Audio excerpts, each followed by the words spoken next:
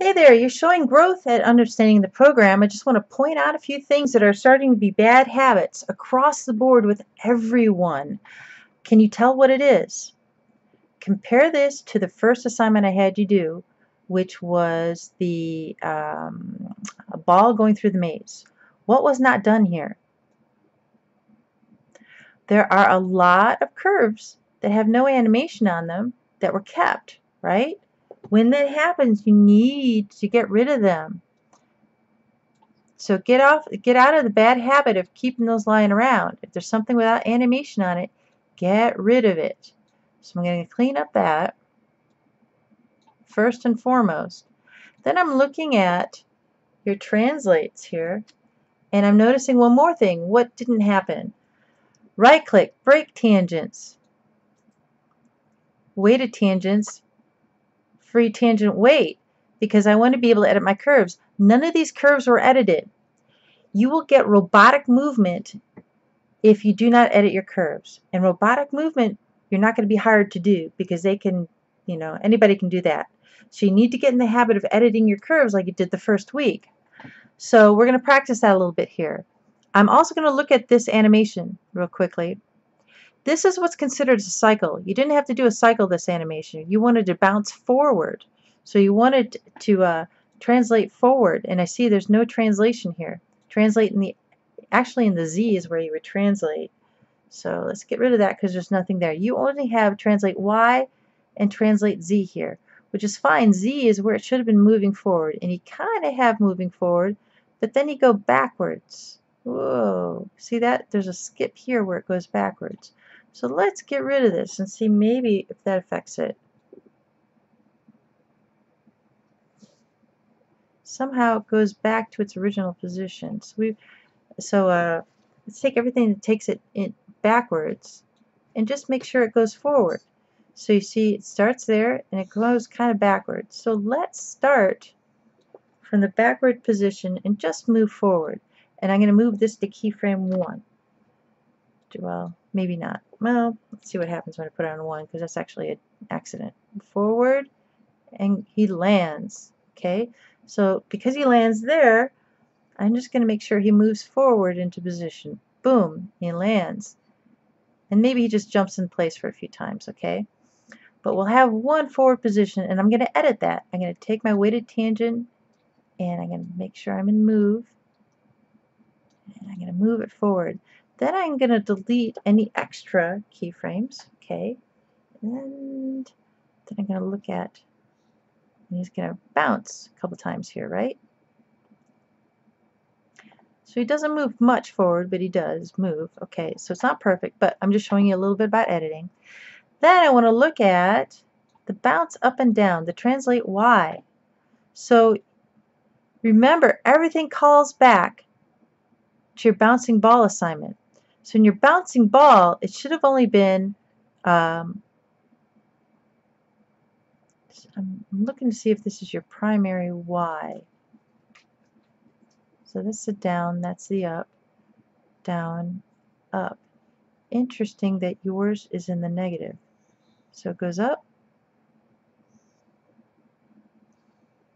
and down, up and down, up and down. Okay, so first and foremost, I've got a few extra little bits here. I'm going to delete. And then secondly, a bounce only has one high contact point. I'm going to send that back in time to about 50. Okay, oops. I'm going to take that back down to, I'm looking here. I would like it to be around 52. There you go, maybe 53, 54. Now I'm not guessing, I'm just guessing this because I'm trying to show you some editing stuff, and I'm going to get rid of this extra one because he's just bouncing up and down.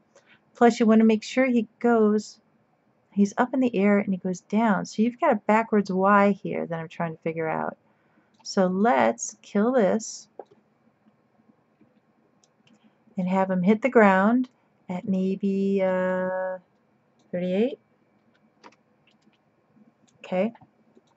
Now he should I guess he has some flexibility as to where he can go up. Now he goes up. Here's his down point. And look, he keeps going down. So this must not be the Y that I'm editing. I'm looking for your main Y that goes up and down. It appears to be it, but it's backwards, which is intriguing. And I'm cleaning out all the extra keyframes, right? And he goes up.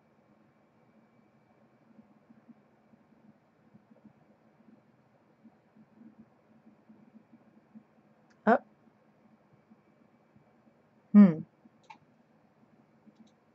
Here it is.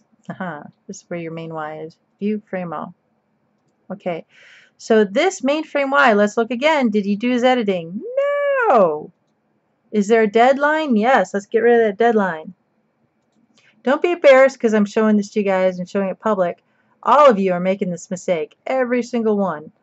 And I want you all to get out of these bad habits because you will never get good looking animation if you stay in these habits. So this student is doing you a favor by showing the work, and I'm not going to say whose it is. Okay, so I got an up and down motion going on here. Look at that, no editing. So I'm going to break my tangents. I'm going to weight my tangents. I'm going to free tangent weight, all right? Now I'm going to make this look like a bouncing ball. Have that go up. Have this go up. This go up. This go up. This go up. Okay? Because it's bouncing up and down in Y. Now I also have the opportunity to add a little bit of float while it's up in the air. So I'm going to float it a bit, float it a bit, and float it a bit. Just a little bit, alright? Now this should make a dramatic change to the bounce. Look at that. It's bouncing more like a ball. The rest of the body doesn't match anymore because I made a big change. But I can always edit that. See how this editing is critical? Let's see, where is the other bounce coming from? View, frame all. Not there. It must be here, where I was just at. View, frame all. And I knocked a lot of motion off, but let's see if I can get it to match again. So he's going up. That's his high point. And he's scooshing, which makes sense. He had a contact position. Now he's going up.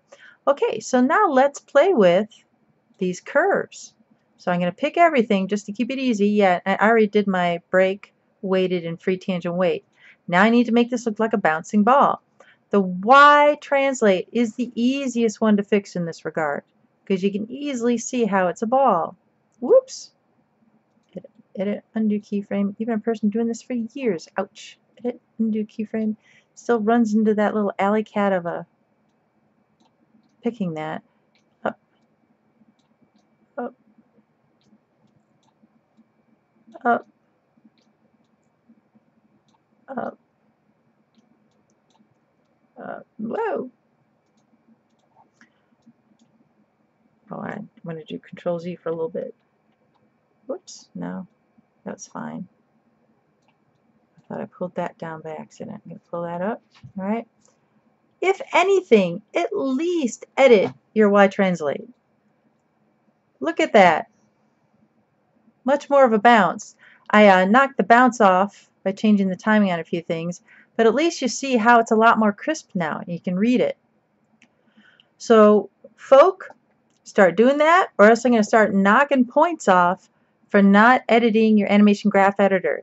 This is where the money is. This is where you're paid to be an animator, is to pay attention to this stuff. You want to make these animation decisions. You don't want the computer to do the animating for you. See how it's more like a bouncing ball? Woo. Now, there's a lot more things I need to correct, but that's where you need to start your thinking.